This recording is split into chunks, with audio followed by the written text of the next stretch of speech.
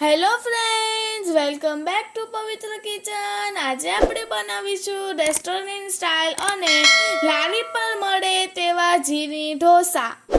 આ ઢોસાની બેટરની રેસીપી અને કોકોનટની ચટણીની રેસીપી મારી ચેનલ અને ડિસ્ક્રિપ્શન બોક્સ ઉપર છે, ત્યાંથી તમે જોઈ શકો છો. તો ચાલો આપણે બનાવીએ જીની રોલ ઢોસા.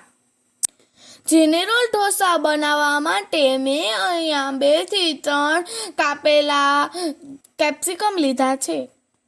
2 ચમચી લાલ મરચું પાવડર, 2 ચમચી ગરમ મસાલો, ટેસ્ટ પ્રમાણે મીઠું, શેઝવાન ચટણી અને ટોમેટો કેચઅપ, ચીઝ અને બટર લીધું છે, 1 બીટ ખમણેલું, થોડાક બારીક કાપેલા ધાણા અને ઝીણી સમારેલી કોબી લીધી છે.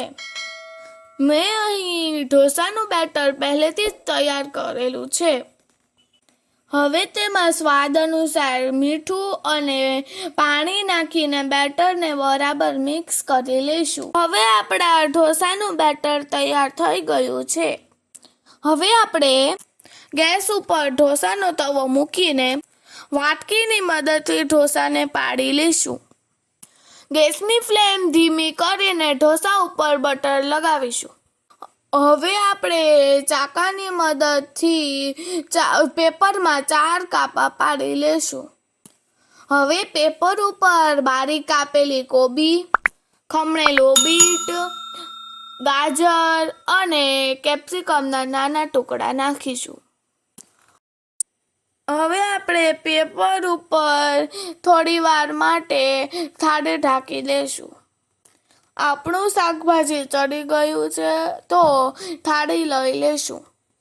હવે આપણે તેમાં થોડો ગરમ મસાલો, સ્વાદ અનુસાર મીઠું, લાલ મરચું પાવડર, બારીક કાપેલા ધાણા, ટોમેટો કેચઅપ, શેઝવાન હવે આપણે તેની ઉપર ચીઝ ખમણી દઈશું. ચીઝથી આપણા ઢોસાનો ટેસ્ટ ખૂબ જ વધી જાય છે. હવે આપણે ઢોસાના રોલ વાળી લેશું. તો તમે જોઈ શકો છો, રેસ્ટોરન્ટ સ્ટાઇલ જીની ઢોસા તૈયાર થઈ ગયા છે. તો તમે જીની ઢોસા તમારા ઘરે એકવાર જરૂરથી ટ્રાય કરજો અને અમને કોમેન્ટમાં જરૂરથી કહેજો કે તમારા જીની ઢોસા કેવા બન્યા હતા.